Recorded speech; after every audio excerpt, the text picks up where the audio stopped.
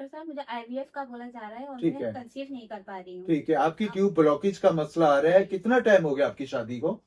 5 साल हो गए मेरी 5 शादी को। साल हो गए। ऐसी बेशुमार बच्चियां जिनके पास खाने के पैसे नहीं है, वो बेचारी आईवीएफ कहां से करवाएंगी? आईवीएफ घर भर बेच के करवा भी ले, 20-20 लाख रुपए खर्च करने के बाद जब वो आईवीएफ करवाते हैं तो उनका नाकाम हो जाता है। इस हर्बल होम रेमेडी के इस्तेमाल से इंशाल्लाह ताला इनको तो मैं प्रॉपरली, ये मेरे ऑफिस में बैठी हुई क्लिनिक पे इनको मेडिकेशन दिया जाएगा।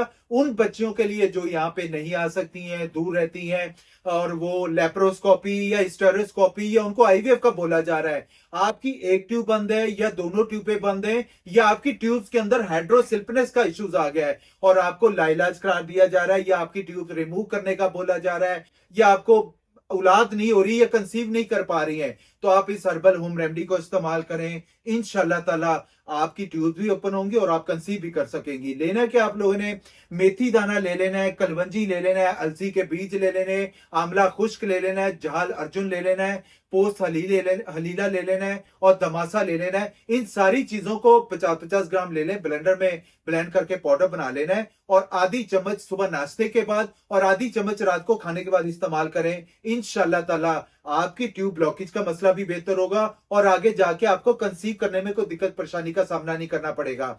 मैं आपको मेडिकेशन देता हूं, आप उसको इस्तेमाल करें। आपकी ट्यूब्स के अंदर हाइड्रोसिल्पनेस का इश्यूज है, इसमें ज्यादातर मेडिकल में आईवीएफ का ही रेकमेंड किया जाता है जो आपको बोला गया है।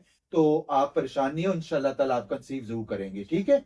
और अल्लाह ताला आपको औलाद नीना से जरूर नवाजेगा। और आप इसको इस्तेमाल करें, इंशाल्लाह ताला आपको बेहतरी आएगी। आप दूसरे लोगों को भी जरूर बताइएगा।